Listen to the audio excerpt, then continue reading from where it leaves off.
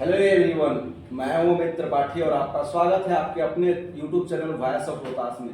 आज हमारे साथ जो गेस्ट हैं सर हैं, ये काराकाट के वीडियो के तौर पे कार्यरत है। यहाँ इनका मुख्यालय गुड़ारी है।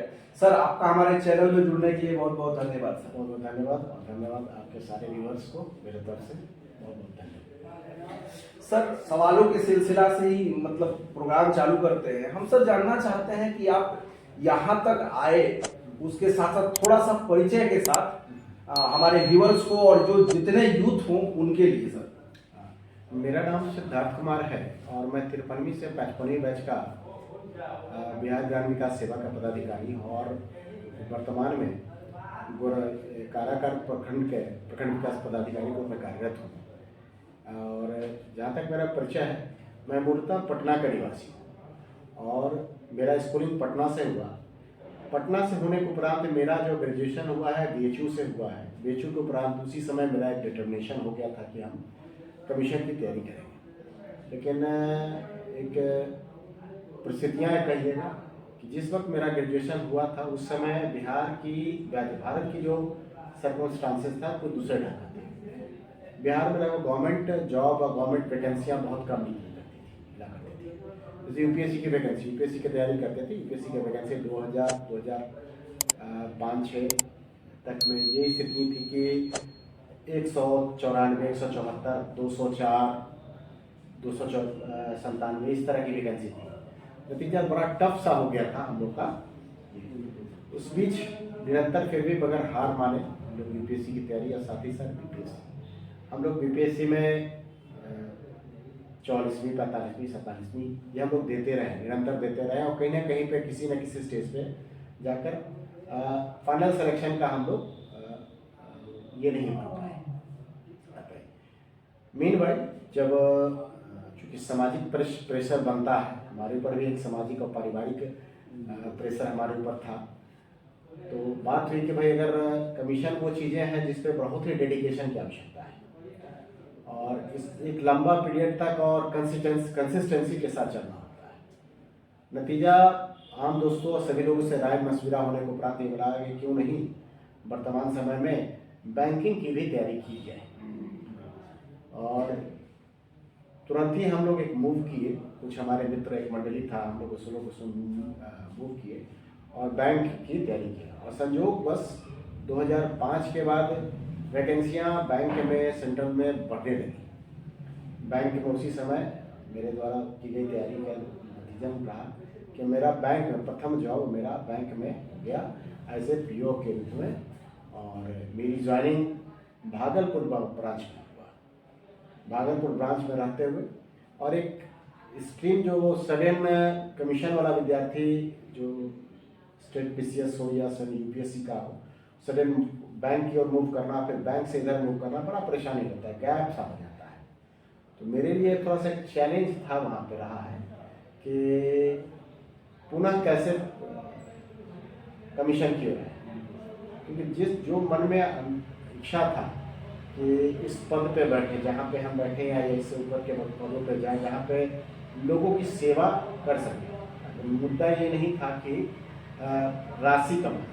हाँ, क्योंकि अगर वो हमारे मन में अगर विज़न होता कि हम ज़्यादा से ज़्यादा पैसा कमाए, ज़्यादा से ज़्यादा मुझे सैलरी मिले, तो ज़्यादा मेरे लिए बेहतर रहता कि हम बैंक में। क्योंकि बैंक में जब हम बैंक से स्विच करके हम ग्रामीण विकास सेवा के तहत और प्रखंड विकास पदाधिकारी के पद पर हम पदस्थापित हुए, उस समय वहाँ की सैलरी और यहाँ की सैलरी में बहुत अंतर था। वहाँ का कहीं ज़्यादा मुझे प्राप्त हो रहा था और मेरे लिए एक प्रेशर था कि पारिवारिक दबाव भी था हमारे ऊपर कि परिवार को कैसे समझाएं कि कम में भी हम अपना परिवार को संभाल लेंगे। वहाँ की जो सुख सुविधाएं हैं वो यहाँ भी हम कहीं किसी प्रकार से हम दे पाएंगे। और साथ ही साथ मन में एक इच्छा था जो आम नागरिकों को जो सर्विस, जो सेवा देने का भाव था मन में, वो यहाँ आकर के पूरा किसी प्रकार से हम लोग समझाए कि भाई स्टेबिलिटी बनेगा। क्योंकि हम लोग पटना ही के रहने वाले हैं, आप पटना में रह पाइएगा। पटना में एक स्कूलिंग का अच्छी व्यवस्था है और बैंक में चूँकि विभिन्न क्षेत्रों में बिहार भारत के विभिन्न नगर में हम लोग का ट्रांसफ़र होता है। 4-5 साल के ही क्रम में लगभग 4-5 मेरा ट्रांसफर, और इस स्थान पे जहाँ भी रहे परिवार को एक स्टेबिलिटी देते हुए एक स्थान पे हम दिए। और सर एक चीज हम और जानना चाह रहे हैं कि उस समय मूड ऑफ मीडियम जो होता है बाइलिंगुअल, अभी तो बहुत ज़्यादा डिफरेंट देखा जा रहा है कि हिंदी मीडियम के स्टूडेंट के लिए कितना टफ था, उस समय कितना टफ था हिंदी मीडियम और इंग्लिश मीडियम में, क्योंकि ये हर समय से एक डिफरेंस देखा जाता है। इसके बारे में सर आप क्या कहना चाहिए? बड़ा स्पष्ट है बताएंगे कि माध्यम को लेकर, इंग्लिश और हिंदी माध्यम को लेकर के बहुत ज़्यादा परेशान किसी विद्यार्थी को होने की आवश्यकता नहीं। महत्वपूर्ण आज तक मुझे यही समझ में आया कि आप जिस विषय और को लेकर पढ़ रहे हैं या जो आपको मांग रहा, कमीशन मांग क्या रही है, आपसे एक नॉलेज का एक पुंज आपसे देख रहा कि वर्तमान समय में जो समसामयिक घटनाएं हो रही हैं उस संदर्भ में आपका विचार किस प्रकार से उत्पन्न हो रहा है, आप जिस विषय को पढ़ रहे हैं उस संदर्भ में आपका कंसेप्ट कैसा है, आप सरकार के प्रति कितना पॉजिटिव है, सरकार की योजनाओं को इम्प्लीमेंट करने के दिशा में आपका दिमाग कहाँ तक जा रहा है, ये चीज़ें बहुत इंपॉर्टेंट है, ये महत्वपूर्ण होता है। माध्यम से आप अगर कोई भी माध्यम, अगर आपके पास जानकारी नहीं है तो आप मार्क्स से नहीं ला सकते हैं। तो मैं एक स्पष्ट मैं बोलना चाहता हूँ किसी भी माध्यम के विद्यार्थियों से, चाहे हिंदी माध्यम हो या इंग्लिश माध्यम हो या किसी भी भारत के अन्य भाषा का विद्यार्थी हो, माध्यम मैटर नहीं करता, मैटर करता है आपके अंदर का भीतर में उत्पन्न हो रहे विचार और जो सब्जेक्ट का ज्ञान, सब्जेक्ट से का इम्प्लीकेशंस आप कैसे कर पाते हैं, मैटर करता है जी। सर इसमें थोड़ा सा जोड़िए, नोट्स बनाने का क्या, अभी तो यूट्यूब पे कंटेंट ही इतना भरा पड़ा है कि बच्चे माने मिसगाइड हो रहे हैं या डायरेक्शन उनका सही नहीं जा रहा, तो उसके बारे में आप समझें। यूट्यूब को पूरी तरह से अपना आधार बना लेना कतई मेरे हिसाब से युक्तियुक्त नहीं है। कमीशन वो चीज़ें हैं, कमीशन के माध्यम से जो व्यक्ति पास होकर के आते हैं, जमीन से जुड़ करके काम करने वाला मौका यहाँ नहीं रहा है।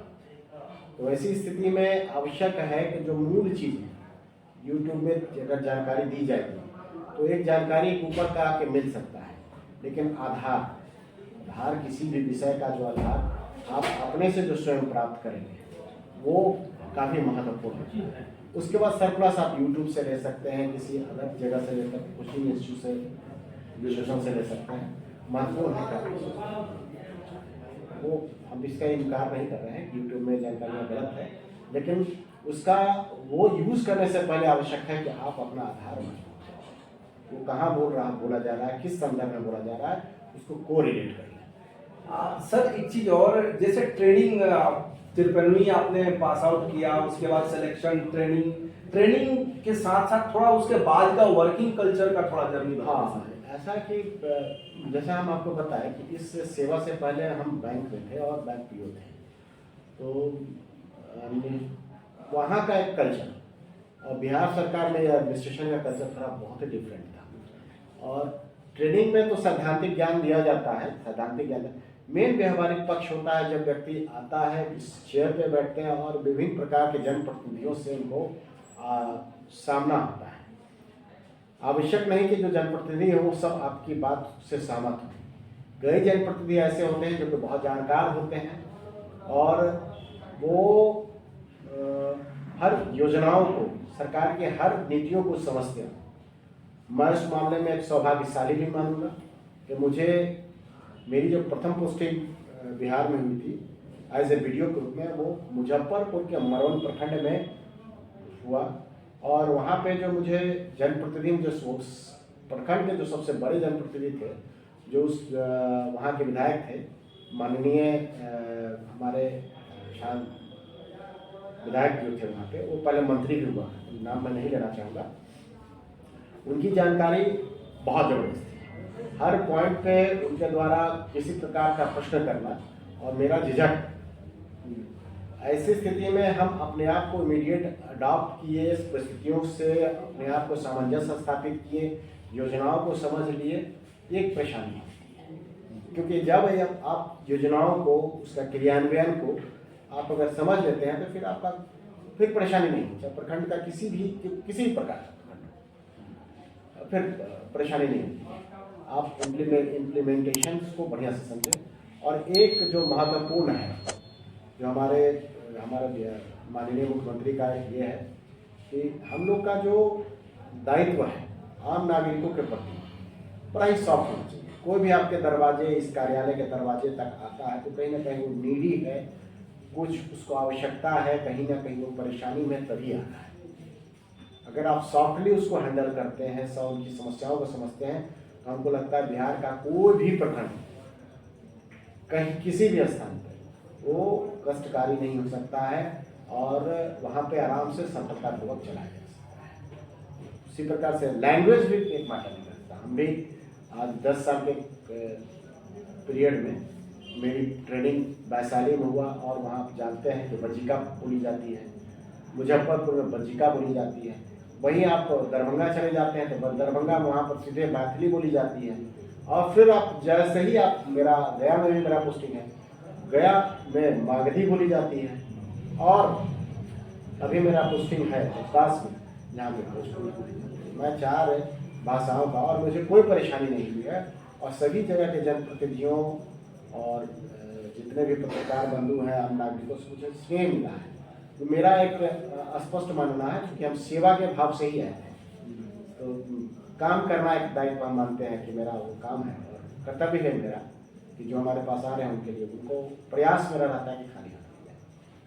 सर, आप रोहतास के गुड़ारी मतलब प्रखंड में पोस्टेड हैं, तो यहाँ कार्य करने और समझने में कितनी परेशानी हो रही है और उसे कैसे आप मतलब सॉल्व करने का क्विक सॉल्यूशन कैसे आप देते हैं अपने स्टाफ से, अपने जो सहकर्मी हैं उनको साथ? किसी भी स्थान पे ये समस्याएं लगभग बिहार में सभी जगह एक सामान्य सा है। कुछ प्रखंडों का विशेष आवश्यकता भौगोलिक क्षेत्रफल के हिसाब से ये हो सकता है। लगभग बिहार के सभी जगहों पे जैसे देखिएगा कि हर जो गृहविहीन है उसको गृह की आवश्यकता है, जिन्हें राशन नहीं प्राप्त हो पाता है वहाँ राशन की आवश्यकता होता है, रोड नहीं है रोड की आवश्यकता होती है, इन चीज़ों का है। तो शुरू में पदाधिकारियों के 1-2 महीने समझने में लग सकता है कि भाई यहाँ के लोग क्या सोच रहे हैं, नागरिक किस प्रकार का सेवा चाह रहे हैं, कैसे वो चाह रहे हैं कि इम्प्लीमेंटेशंस हो योजनाओं का। वो होने के बाद कहीं भी परेशानी। उसी प्रकार से जब यहाँ पे आए आप देखिएगा कि जैसे मुजफ्फरपुर और दरभंगा वाला एरिया जो था वो बाढ़ ग्रसित ज़्यादा एरिया था, ठीक है। वहीं यहाँ पे बाढ़ की समस्या नहीं है, यहाँ पे लोग ज़्यादा हमको मेहनती दिखे हैं, मेहनती तो वहाँ भी हैं। यहाँ पे चूँकि बाढ़ नहीं होने के कारण यहाँ चूँकि धान का कटोरा कहलाता है ये एरिया, उसके बावजूद भी यहाँ पे गरीबी है। हम जिस प्रखंड में हम रोहतास जिला, सासाराम जिला भी जाना जाता है, उसके जिस प्रखंड में है ये उसके कम से कम गरीब प्रखंडों में से एक ही है। हमारा चूँकि सुदूरवर्ती क्षेत्र भी है और बहुत पुराने समय में जाते हैं हम लोग, आज से 20-30 साल पहले, तो ये एरिया नक्सलवाद से भी प्रभावित हुआ करता था। तो उसका कुछ कारण रहा है। उन समस्याओं को हम देखे हैं और देखते हुए आगे बढ़े। मूलतः जो समझ में यहाँ पे आया कि इस एरिया में भी गरीबी है और मेरे स्तर से उस स्तर पे काम भी, उस दिशा में काम भी किया जा रहा है।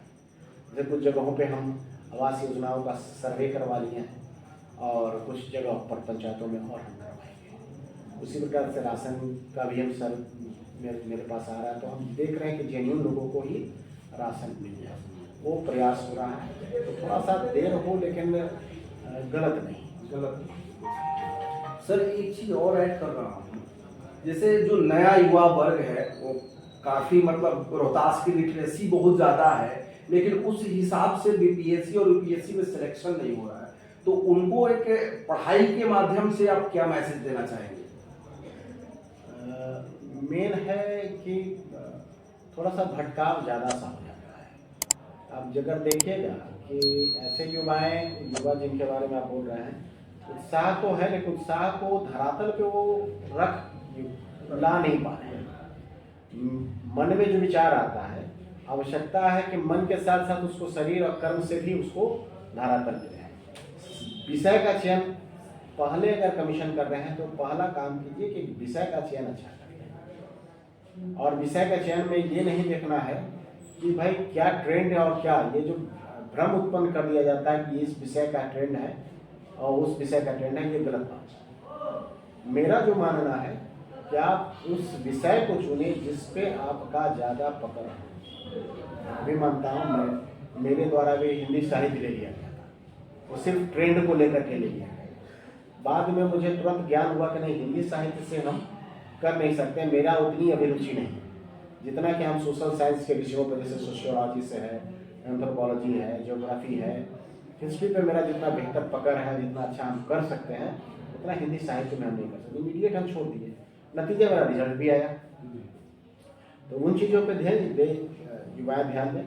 और ज्ञान तो पूरा इतना बढ़ रहा है, बस उसमें सही चीज़ को चुन लेना है, कहाँ ये काम करना। ट्रेंड देखिए कमीशन का कि ट्रेंड किस प्रकार का है, कैसे चल रहा है, किस दिशा में है। जैसे इतिहास को ही पकड़ना है, अगर पीटी में ही आप जाते हैं तो 2 दिन पहले हमारे पास एक यहीं के एक पदाधिकारी थी बैठी हुई, कमीशन नहीं हो पाया था, वो पूछ रहे थे। बोले क्या देखिए ना, बिहार में इतिहास में का मतलब बिहार का इतिहास पूछा जाता है, पीटी में भी देखा जाएगा।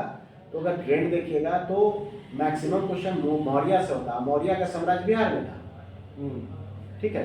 तो उन जगहों पे फोकस कीजिए, वहाँ से ज़्यादा क्वेश्चन पूछा जा रहा है। मेंस में आप जाइएगा तो भारत का इतिहास वहाँ इतिहास से लिखा गया है, लेकिन मूलतः बिहार और बिहार के इतिहास से संबंधित प्रश्न पूछा जाता है। कलाएं बिहार से संबंधित है, तो आप, और आंदोलन भी है बिहार से संबंधित है। तो वो कंसंट्रेट ऐसा नहीं है कि ट्रेंड को देखा जा सकता है, ट्रेंड के हिसाब से सोचा जा सकता है कि मेरा क्वेश्चन मैक्सिमम कहाँ से आ रहा है और कहाँ पे हमको एम्फेसाइज और कहाँ पे हमको बल देने की आवश्यकता है। गलत जगह बल देंगे तो भाई सेंटर को अगर कोर्स अलग जगह चला गया तो रिजल्ट भी अलग आएगा। और सर लास्ट मैसेज उन युवाओं को दीजिए कि वो इस डाइवर्सन को रोक कर अपने सही धरातल पे आए, और इस प्रखंड के लिए लास्ट मैसेज आप दे दीजिए। मैं सभी युवाओं जो कमीशन की तैयारी करते हैं या किसी की तैयारी में, एक स्पष्ट कहना है, बचपन से हम लोग को बताया सिखाया जाता है कि भाई ध्यान जो है वो आपका मछली के आँख पे होना चाहिए, और उस हिसाब से अपना तैयारी शुरू करें। अगर मछली के आँख पे नहीं होगा, भटकाव होगा, तो फिर तैयारी व्यर्थ जाएगा। कमीशन कर रहे हैं तो कमीशन से संबंधित अगर चुना जाए, उस स्तर से अगर तैयारी किया जाए तो हमें लगता है कि साल भर की तैयारी बहुत होता है अगर कंसिस्टेंसी के साथ की जाती है। और इस प्रखंड के लिए ये है कि भाई हम तो बहुत प्रखंडों में घूमे हैं, अन्य प्रखंडों से, जो अन्य जिलाओं से इस जिला की स्थिति अच्छी है, यहाँ के पदाधिकारी भी अच्छे हैं और यहाँ के नागरिक भी अच्छे हैं।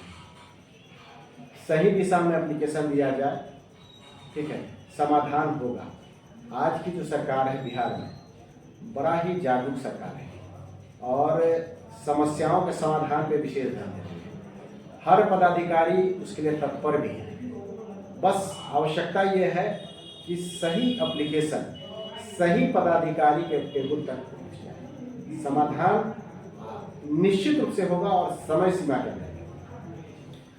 सर आप लोगों ने देखा ये वीडियो सर की कहानी है, और कमीशन की तैयारी कर रहे वाले बच्चों के लिए भी एक बड़ा मैसेज है कि आप लगातार प्रयत्न करें, एक ट्रेंड में ना जाके अपनी एक सेल्फ एनालिसिस के साथ एक एक सब्जेक्ट चूज करें।